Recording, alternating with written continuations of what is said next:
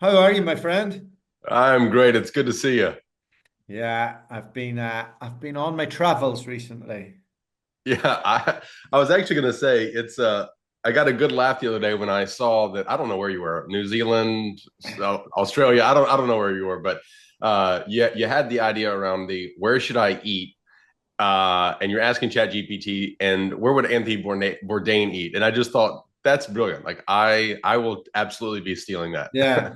Anthony Bourdain, the famous chef from Places Unknown, used to Yeah, travel around yeah. the world. Eats weird stuff, right? Each weird stuff, gets into these scenarios. Uh, he's what, 10 years older than us, maybe a bit more. And it was kind of pre-internet. It was the last like reality chef show that was really good.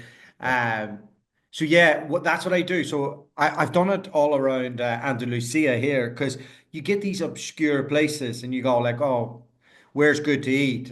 And then they'll say, well, here's the top five on TripAdvisor. And you go, look, if it's Anthony Bourdain and he wants a different experience, Yeah. where does he go?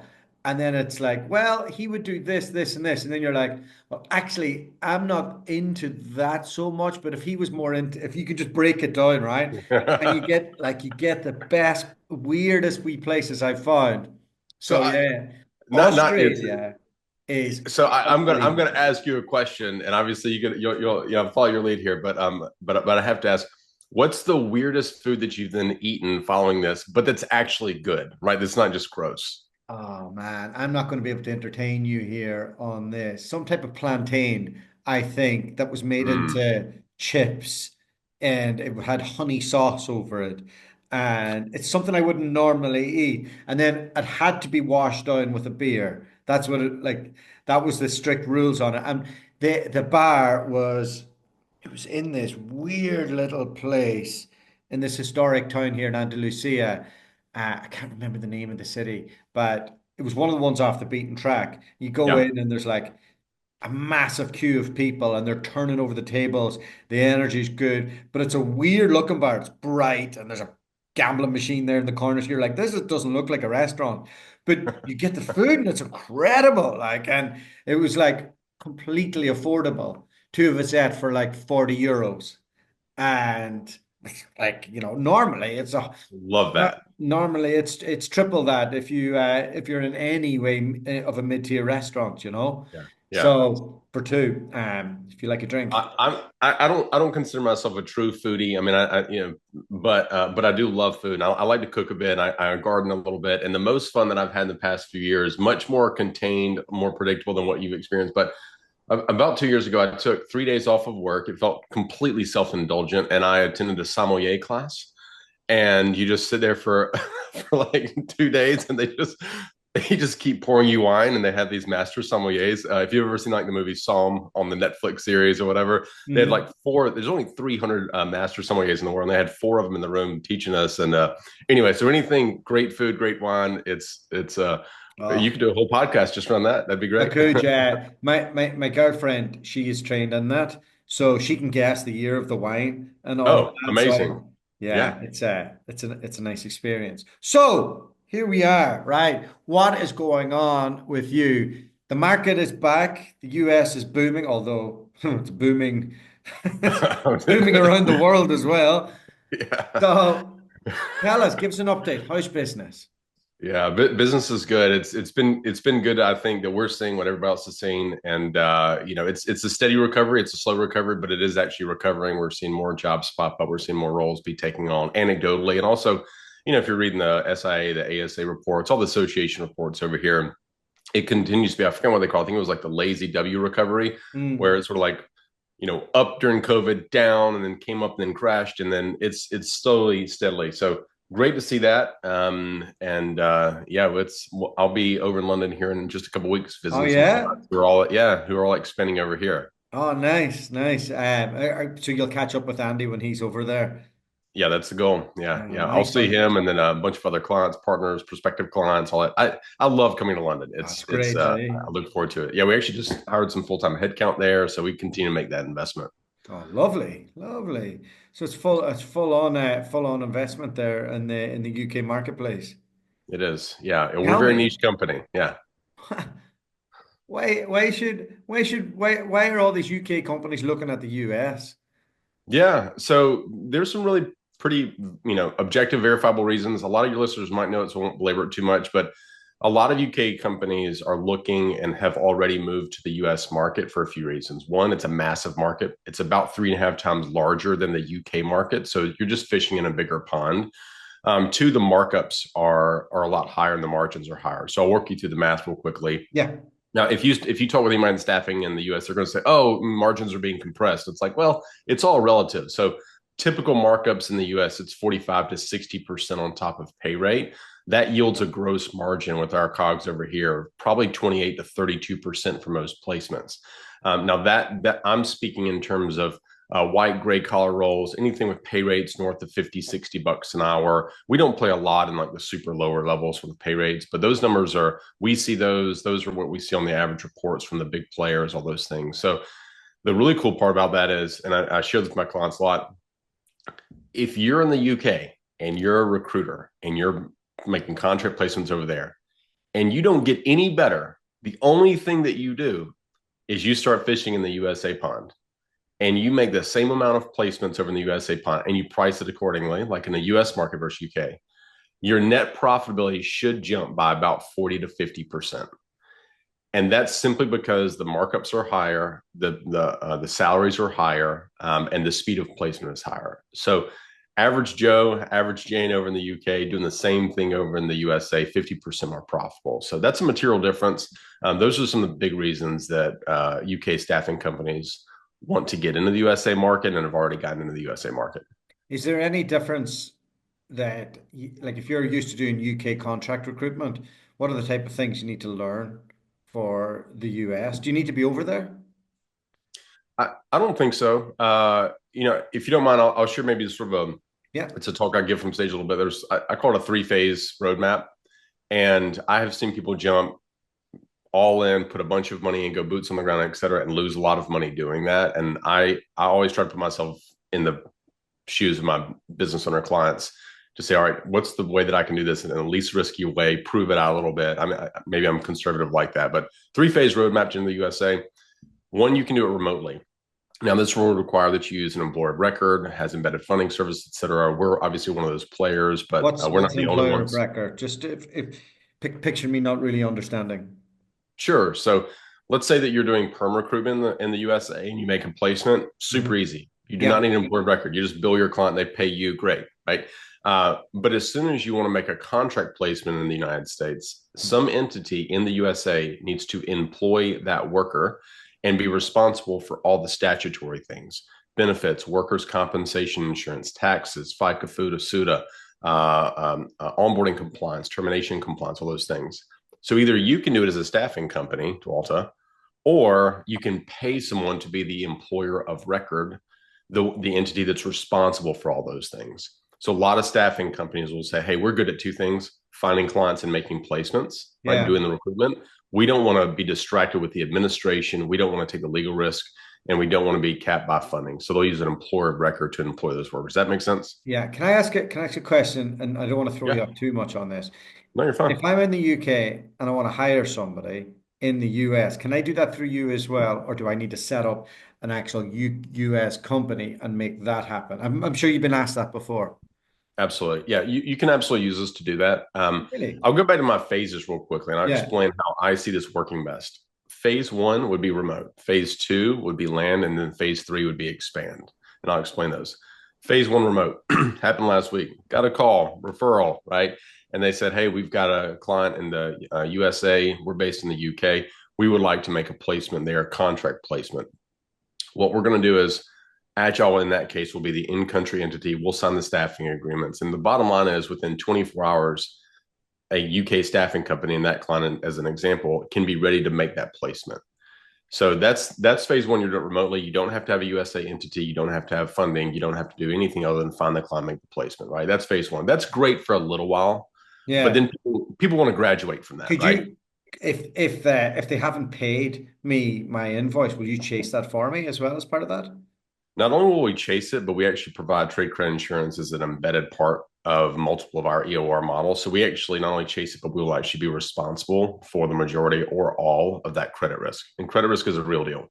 There's no Yeah. companies how there's very limited visibility in terms of company financials here in the U.S. We don't have a company's house. I mean, that's obviously late information, but we don't even have that level of visibility over here. Yeah, because if you're a small recruitment firm, right, and you decide not to pay my bill, the chances of me going legal on against a big company and winning are, everybody's got burned at some stage, especially in international recruitment. So you guys would hold the liabilities on that. We will hold the liabilities on that. That's correct. Now the bigger boys, they may say, hey, we don't mind the risk. We want to negotiate price down a little bit. That's fine. They can hold it, but especially for the small to medium recruiters, it's a big deal. And I would say, in Yeah. my experience, it's not that the big boys are not going to pay you as much as the small to medium companies are not going to pay you. And some of them will go bankrupt. And especially if you're in the venture back space, if you're in the private equity space, there's shell games that are played, there's dissolutions that happen, there's phoenixing that goes on. And so you have to be really, it can very quickly bankrupt a recruiting business given the cash flow. So we protect that. Yeah. Ah, nice. Okay. And do you fund both perm and contract? We'll only fund the contract side. We don't really fund perm just because of all the obvious reasons. So some companies will do that. They'll do like a 50% funding. Maybe some will do a little bit more. But our bailiwick, sort of our niche is we help UK staffing companies start up Yeah. and scale up profitably in the US with contract placement. Yeah. So But so just talk to me just about if I want to hire somebody, because this is a question I get asked all the time. sure. Yeah. So how does that logistically work? Like they work for me, but you hold all their liabilities and I don't have to worry about any of the extra stuff there. That's correct. So if we think about if you're in phase one and you don't even have a USA entity, Yeah. then you would simply have an entity like Agile, right? Yeah. We would employ that worker, we would pay the worker. And then if you're using, we're one of the only, I don't want to say one of the only, but we're definitely one of the first EORs to provide funding services, not a product pitch, but the funding is a Mhm. component of it where we can bill your client, they'll pay us, we'll do a margin only deal. And as part of that, we're funding obviously the payroll to the workers. So super easy. And that would be sort of in that first getting started phase. Does that make sense? Yeah. And then the next Okay. phase is Yeah. So let's say that you try that out, and let's say you get one contractor, and then all of a sudden you got five. Now you got 10. Now you've got some gross profit. You got some margin rolling in. You've proven it out, and you say, all right, I want the EOR to fade in the background a little bit. And I actually want to establish an entity, probably an LLC, maybe based in Delaware, who knows? yeah, yeah, right. And we want to get that established so that the client contracts don't have to go through a third party. They're going through my company, right? And in that phase, that's what I would call the land phase, where you actually establish a USA entity, you get insurances. If anybody needs referrals, I can point you to the right attorneys, brokers, all that good stuff. Free of charge, no big deal there. Now you actually have an entity there.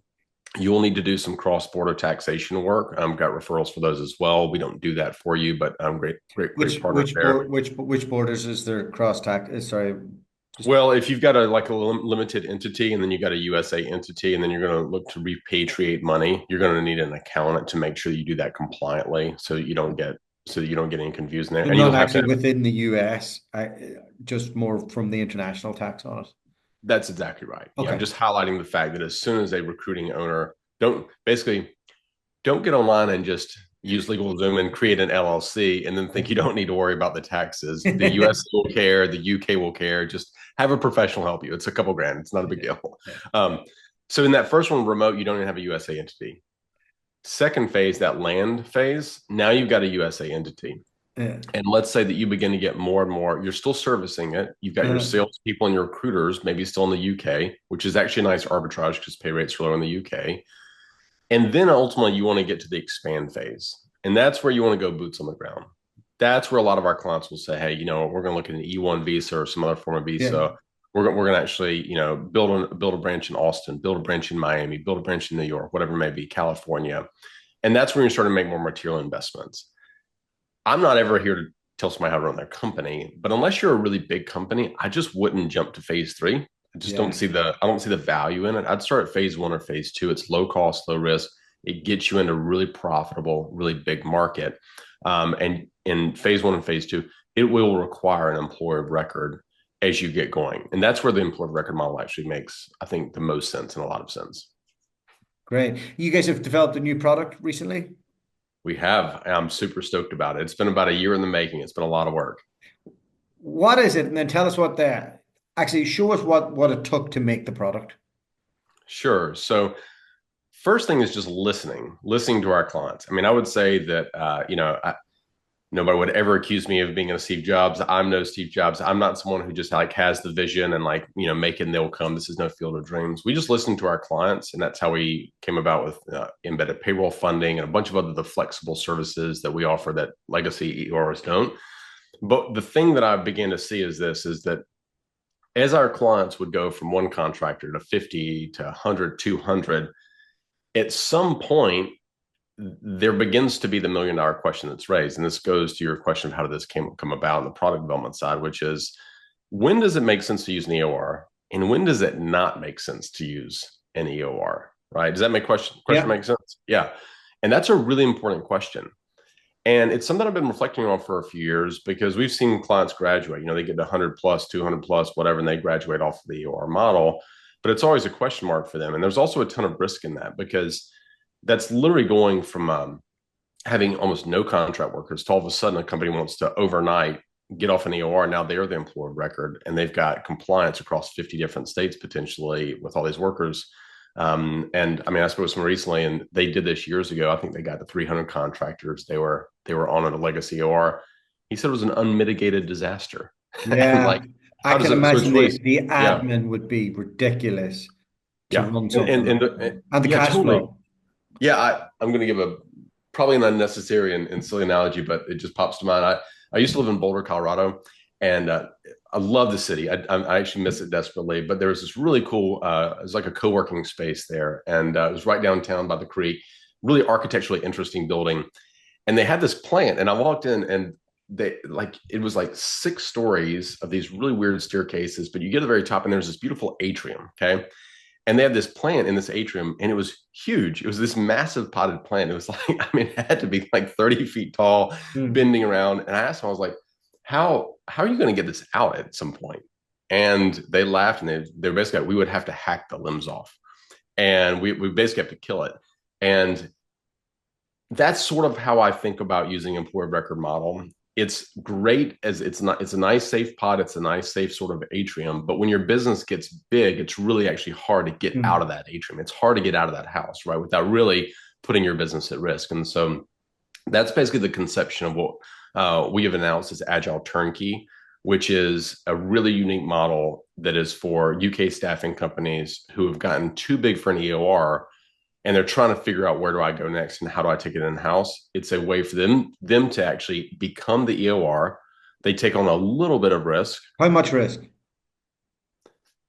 Well, That's the I guess question, it's isn't it? yeah. I mean, that's it's all going to be relative to the perception. But what we'll do is we basically with Turnkey, and this is not a product pitch, but just explaining the model. Yeah. A traditional employer of record will handle all the administration. So that's worker Hmm. onboarding, timesheets, potentially invoicing, depending, payroll to the workers, that sort of thing. Hmm. Oftentimes not the internal payroll if you're already in phase three, and potentially funding, but a lot of employer records don't do that. So we do all those things. But we're doing all that on our behalf as the employer of record. What we do with Turnkey is we say, hey, we're going to give you a clean exit ramp where you can now become the employer of record, but we will continue to run all the back office administration. We'll Yeah, indemnify I you. get We'll it. indemnify you for the services, but it's all going to be your paper. So it's totally private labeled and it's going to cut your employer of record fees probably by 30 to 50%.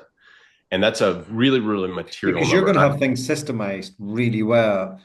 So, yeah.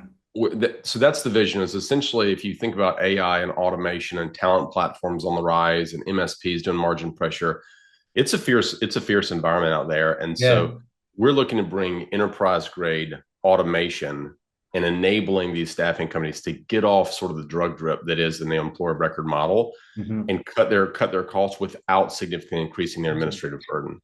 So then you become a software business rather than a finance business.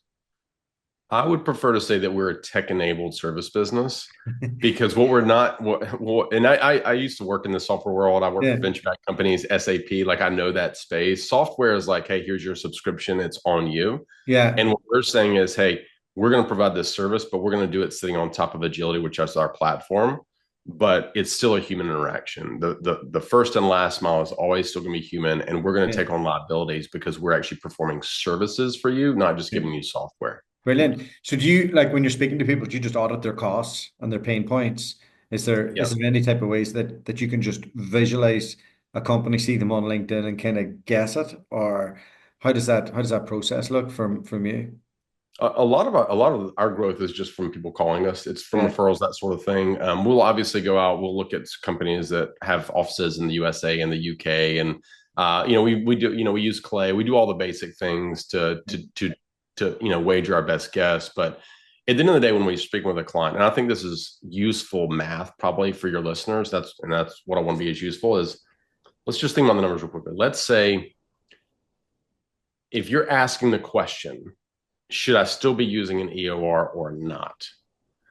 The I'll give you the punchline answer is if you've got 50 or more, especially 200 or more workers in the United States on a traditional employer record, it's really worth probably exploring that question. If you're under that benchmark, you might not be at the sweet spot just yet, right? Mm. Employer record is a great model, regardless of which provider you use, up to a certain point. But then when you get big enough, 50 to 200, again, it really depends on the company. It depends on what they're currently paying. It depends on the risk tolerance. That's when you want to start looking at it.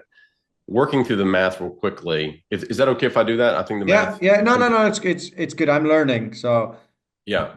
So surface let's level just. understanding of all of this. So I think you would agree with me, and tell me if you don't. If you ask most employer records, how long should you use an employer record? How long are they going to say? To infinity and beyond, right? Yeah. Forever. It's the best. It's a landmine. You can't do it without an import record. I just don't think that's true. So let's just say that you've got 300 workers. We'll use 200 as like simple math. And let's say that the average pay rate is 65 US dollars per hour. And let's say they work 160 hours in a week. That's about a $2 million payroll. And a lot of staffing companies are in that situation, right? 100 or 200 workers are using an employer record. Now let's talk about your employer record fee. Maybe you're getting charged 17, 18%, 16%, somewhere in there for a W-2 worker. The burdens, that is the taxes, FICA, food, student workers comp, all those things, it's probably for white and gray collar roles around 11%, give or take, just depending on the state, depending on benefits, that sort of thing. So your net fee there is probably about 5 to 6%. 5 to 6% of your payroll is probably what most companies are paying for employer record fees. So I'm just going to say times 5%. That means that person's paying 100 grand a month, basically, for employer record service. Not the end of the world because they're making great margins in the U.S. at 30% margins. It's still fine, but at 100 grand a month, that's what 1.2 million per year. And if a company is thinking about selling and they can get a multiple of 5 to 10x of EBITDA, Mm. that's a lot of money for an employer record service. That's just all at that Yeah. point. If I'm the staffing owner, I mean, right? Like I'm going to really evaluate that. And by taking some of that in house, and again, it can be really, really risky just to go do it, right? And I'm sure you've got clients that have tried to do this before. It can be a lot, but by taking it in house, you're probably going to save 30 to 50% on that with this new service, which is why we're so stoked about it. And that 30 or 50%, when you look at your EBITDA and you have your multiple of 5 to 6, then Let's just do it. yeah, so Let's then just you're say in then you're in good numbers. I wish I was bright enough to throw those numbers at you. you're going to save basically 500,000 a year of EBITDA. I mean, it's just going to be net income straight to the bottom line. And so you take that and you factor it out. I mean, we're talking, that's probably $3-5 million at least. If It's my math clever. It is takes you correct, from we can double check it. the But start yeah, of a that's journey about right. till the So very end of I the think that's journey. the opportunity. Yeah. Yeah. Have you ever read Clayton Christensen's book, The Innovator's Dilemma? No, I haven't. Okay, this is a super cool book. It's a little old school. Clayton Christensen was a Harvard professor, and he basically made an argument that said big companies can never truly innovate. And what he meant by that was his argument was a large company, if they've got a huge revenue base, they have zero incentive as a company to come up with a product that would cannibalize their own revenue base, Yeah. right? Like they're just not going to do it. It's the startup that comes in and shows 10x cost savings. It's the startup that comes in and does something radical that totally undercuts the whole enterprise. And so The big enterprises are always there in defense mode. And I actually felt some of that. Now, we're not a huge company. Okay. We're not a massive, we're not an Apple, we're not an IBM, but I actually felt some of that dilemma because for us, we're going to actually lose some money because some of our employee record customers are probably going to want to use this new thing. But I just feel like on the long term, it'll the Your bet for me. lifetime of your customer extends though, and your market cap of size of company extends as well. So it's just some short-term pain. Yes, Um, but if you don't do it, somebody else will, and then you're going to that's lose. You lose that's anyway. yeah, So that's the bet. Check with me in a year. Check with me in yeah, 2 years. But that's I've been that, doing a that's bit the of bet.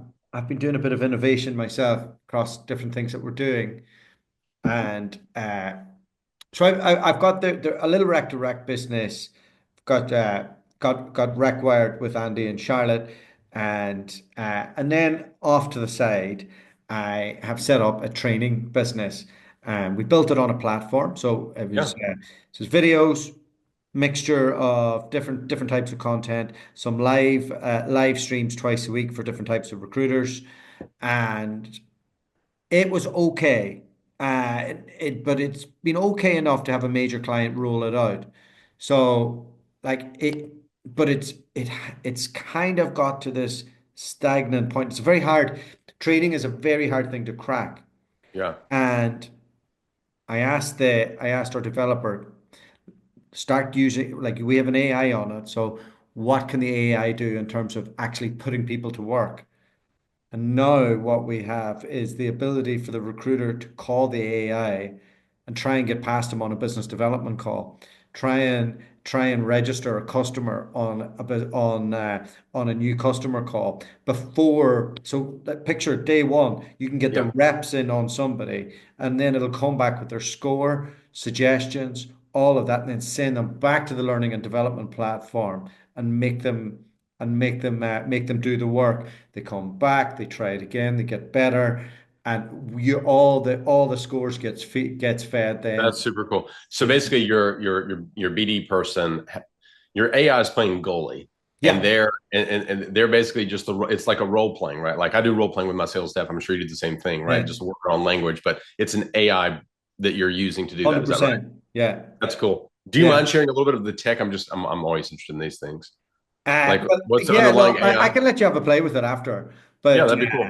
um, I couldn't tell you what it's built on or anything. Like Yeah. one of the tech guy in our group is a shareholder, and I kind of just planted the idea with him over Christmas when we had a few pints because he's from my hometown, and uh, and then I was like, you never know if they're going to come back. I throw a lot of ideas out, right? You Yeah. never know if something's going to come back. And he came back and just showed me the other day, and I was like, okay, we've cracked it. Not everybody's going to be happy about this because this may change the training world. Yeah. Like this may replace quite a bit. Like Yeah. so but I think we're onto a runner with it. So that was one little bit of innovation, and I'm excited about it. But Uh, you feel that same tension that I felt like with Turnkey because you're yeah. thinking, well, if this thing actually works, it could actually disrupt some of my current business model, but maybe it's worth it long term. Sure, 100%. And Yeah. then I've another one with this podcast. So I've recently tried 3 live shows. And as part of that, there, what we were able to do was map out a city.